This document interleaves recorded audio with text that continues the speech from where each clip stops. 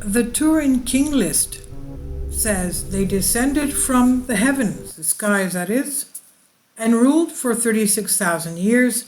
An ancient Egyptian papyrus reveals, for almost 100 years archaeologists have been trying to piece together fragments of this 3,000-year-old document written on a papyrus stem. The Egyptian document enumerates all the Egyptian kings, and when they ruled, it revealed something that shocked the historian's society to its core. These sky gods. According to ancient texts, there was a time in ancient Egypt before the land of the pharaohs was ruled by mortals, where beings that came from the heavens, the skies that is, ruled over the land. These mysterious beings are referred to as gods or demigods that lived and ruled over ancient Egypt for thousands of years. The mystery of the Turin king list. It's a scriptural canon from the Ramesside period. A canon is basically a collection or list of scriptures or general laws. The term comes from the Greek word meaning a rule or measuring stick. And of all the so-called king lists of ancient Egypt, the Turin king list is possibly the most significant. Although it has sustained much damage, it provides very useful information for Egyptologists and is also somewhat in line with Manetho's historical compilation on ancient Egypt. The discovery of the Turin king list, written in an ancient Egyptian cursive writing system called hieratic. The Turin Royal Canon Papyrus was purchased in Thebes by the Italian diplomat and explorer Bernardo Drovetti in 1822 during his travels to Luxor. And although at first it was mostly intact and was placed in a box along with other papyri, the parchment crumbled into many fragments by the time it arrived in Italy, and it had to be reconstructed and deciphered with much difficulty. Some 48 pieces of the puzzle were first assembled by French Egyptologist Jean-François Champollion, who was between 1790 and 1832. Later, some other 100 fragments were pieced together by German and American archaeologist Gustav Seyfarth, 1796 to 1885. Historians are still finding and piecing together the missing fragments of the Turin king list. One of the most important restorations was made in 1938 by Giulio Farina, the museum's director. But in 1959, Gardiner, a British Egyptologist, proposed another placement of the fragments, including the newly recovered pieces that were discovered in 2009. And now made of 160 fragments, the Turin king list basically lacks two important parts: the introduction of the list and the ending. It's believed that the name of the Turin king list scribe could be found in the introduction part. What are king lists? Ancient Egyptian king lists are lists of royal names that were recorded by the ancient Egyptians in some kind of order of their rulings. Now, these lists were usually commissioned by pharaohs in order to show off how old their royal blood is through listing all the pharaohs in it and in unknown lineage, a dynasty, an unbroken lineage, which is a dynasty.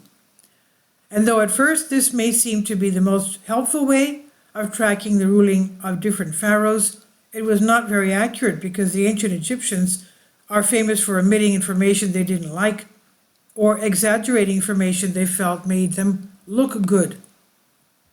It's said that these lists were not meant to provide historical information so much as a form of ancestor worship. If you remember, we know the ancient Egyptians believed that Pharaoh was a reincarnation of Horus on earth and would be identified with Osiris after death. The way that Egyptologists used to list the lists was by comparing them to each other as well as to data collected through other means and then reconstructing the most logical historical record. The king lists we know of so far include these: the royal list of Thutmose III from Karnak, the royal list of Seti I at Abydos, the Palermo stone, the Abydos king list of Ramesses II, Saqqara tablet from the tomb of Tenroi, Turin royal canon, the Turin king list we're talking about here, inscriptions on rocks in Wadi Hamamant. Now, why the Turin king list, the royal canon of Turin, is so special in Egyptology? All other lists were recorded on hard surfaces meant to last many lifetimes, such as tomb or temple walls or on rocks. However, one king list was exceptional, the Turin king list, also called the Turin royal canon, which was written on papyri in hieratic script, and is approximately 1.7 meters long. Unlike other lists of kings, the Turin king list enumerates all rulers, including the minor ones and those considered usurpers. Moreover, it records the length of reign precisely. The king list seems to have been written during the reign of Ramesses II, the great 19th dynasty pharaoh, and it's the most informative and accurate list and goes back all the way to King Menes. It not only just lists the names of the kings, as most other lists did, but it gives other useful information such as the length of reign of each king in years, in some cases even in months and days. It notes names of kings that were omitted from other king lists. It groups together kings by location rather than chronology. It even lists the names of the Hyksos rulers of Egypt. It stretches back to a strange period of time when gods and legendary kings ruled Egypt. Among these, the last point is an unresolved, intriguing part in Egypt's history. The most intriguing as well as controversial part of the Turin royal canon tells of gods, demigods, and spirits of the dead who physically ruled for thousands of years. The Turin king list, gods, demigods, spirits of the dead who ruled for thousands of years, and according to Manetho, the first human king of Egypt was Mena or Menes in 4400 BC. And naturally, that moderns have moved that date for much more recent dates. This king founded Memphis, having turned aside the course of the Nile and established a temple service there. Prior to this point, Egypt had been ruled by gods and demigods, as reported by R.A. Schwaller, de Lubitz in Sacred Science, the king of pharaonic theocracy, where the following statement is made. The Turin Papyrus in the register listing the reign of the gods, the final two lines of the column sums up Venerables Shemsu Hor, 13,420 years, reigns before the Shemsu Hor, 23,200 years, total 36,620 years. Obviously, these ending two lines of the column, which seem to represent a resume of the entire document, are extremely interesting and remind us of the Sumerian king list. And naturally, that materialistic modern science cannot accept the physical existence of gods and demigods as kings, and therefore diminishes those timelines. However, these timelines, long list of kings, are partially mentioned, and several credible sources from history, including another Egyptian kings lists. The mysterious Egyptian reign described by Manetho. If we are to allow Manetho, chief priest of the accursed temples of Egypt, to speak for himself, we have no choice but to turn to the text in which the fragments of his work are preserved. One of the most important of these is the Armenian version of the Chronicles of Eusebius, and it begins by informing us that it is extracted from the Egyptian history of Manetho, who composed his account in 3 books. These deal with the gods, the demigods, the spirit of the dead, and the mortal kings who ruled Egypt. Citing Manetho directly, Eusebius begins by reading off a list of gods, which consists essentially of the familiar Ennead of Heliopolis, Ra, Osiris, Isis, Horus, Set, and so on. And these were the first to hold sway in Egypt. Quote, Thereafter the kingship passed from one to another in unbroken succession through 13,900 years.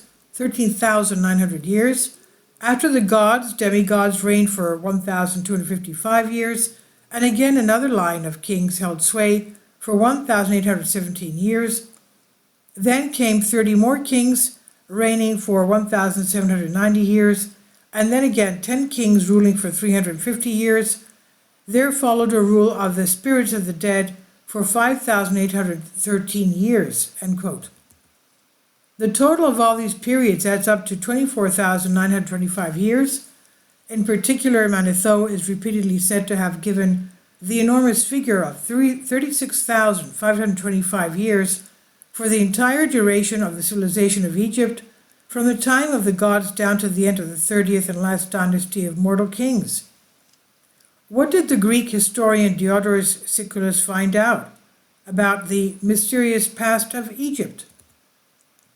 Manetho's description finds much support among many classical writers. In the 1st century BC, the Greek historian Diodorus Siculus visited Egypt. He is rightly described by C.H. Oldfather, his most recent translator, as an uncritical compiler who used good sources and reproduced them faithfully. In other words, what this means is that Diodorus did not try to impose his prejudices and preconceptions on the material he collected. He's therefore particularly valuable to us because his informants included Egyptian priests whom he questioned about the mysterious past of their country, and this is what Diodorus was told, quote, "At first, gods and heroes ruled Egypt for a little less than 18,000 years, the last of the gods to rule being Horus, the son of Isis. Mortals have been kings of their country, they say, for a little less than 5,000 years, end quote. What did Herodotus find about the mysterious past of Egypt? Long before Diodorus, Egypt was visited by another and more illustrious Greek historian, the great Herodotus, who lived in the 5th century BC. That's before the time of Alexander the Great, who was about 330 BC. So Herodotus, too, it seems, consorted with priests, and he too managed to tune into traditions that spoke of the presence of a highly advanced civilization in the Nile Valley at some unspecified date in remote antiquity. Herodotus outlines these traditions of an immense prehistoric period of Egyptian civilization in Book 2 of his history. In the same document, he also hands on to us, without comment, a peculiar nugget of information which had originated with the priests of Heliopolis. Quote, "During this time," they said, "there were 4 occasions when the sun rose out of his wonted place, twice rising where he now sets and twice setting where he now rises." In other words, the earth must have shifted or tumbled upside down. Zep Tepi, the first time of ancient Egypt. The ancient Egyptians said about the first time Zep Tepi, when the gods ruled in their country, they said it was a golden age during which the waters of the abyss receded, the primordial darkness was banished, and humanity emerged into the light, was offered the gifts of civilization. They spoke also of the intermediaries between God and men, the Urshu, the category of lesser divinities whose title meant the Watchers, what we would call the Nephilim or Anunnaki, the Watchers, the fallen angels, the Watchers, and they preserved particularly vivid recollections of the gods themselves, prescient and beautiful beings called the Netero, who lived on earth with humankind and exercised their sovereignty of Heliopolis and other sanctuaries up and down the Nile. Some of these Neteru, or Watchers, were male and some female, but all possessed a range of supernatural powers, which included the ability to appear at will as men or women, or as animals, birds, reptiles, trees, or plants. So you can understand that they were shapeshifters, demonic entities perhaps. Paradoxically, their words and deeds seem to have reflected human passions and preoccupations. Likewise, although they were portrayed as stronger and more intelligent than humans, it was believed that they could grow sick or even die or be killed under certain circumstances. We might have learned about the first time of the Turin canon papyrus had remained intact. If it had remained intact, we might have known more. The surviving fragments are tantalizing. In one register, for example, we read the names of 10 Neturu, or 10 Watchers, with each name inscribed in a cartouche. That's the hieroglyphs of those oblong enclosures. The cartouche, in much the same style adopted in later periods for the historical kings of Egypt. The number of years with each netter was believed to have reigned was also given, but most of these numbers are missing from the damaged document. In another column, there appear a list of the mortal kings who ruled in Upper and Lower Egypt after the gods, but prior to the supposed unification of the kingdoms under Menes, the first pharaoh of the first dynasty in 3100 BC.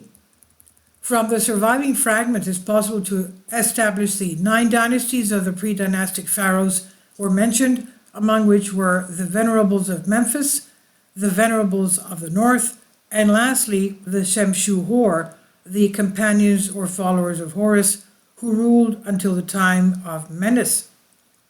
The other king list that deals with prehistoric times and legendary kings of Egypt is the Palermo stone, although it does not take us far back into the past as the Turin canon papyrus. It gives the details that prominently put our conventional history in question.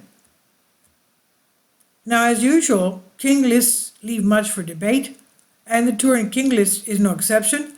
Still, until now, it is one of the most powerful, useful pieces of information about ancient Egyptian pharaohs and their reigns.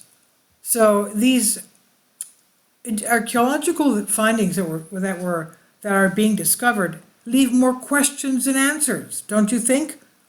Referring to watchers, this time the watchers are male and female shapeshifters. They can shape into animals, trees, mountains, rocks, whatever you want, even humans, and I guess to interact with human beings. This is amazing. Please leave your comments and thank you for your support. This is on MRU. Thank you. Support my Patreon account. The daily posts are 5 videos daily, and they are totally different from what I have on my YouTube channel.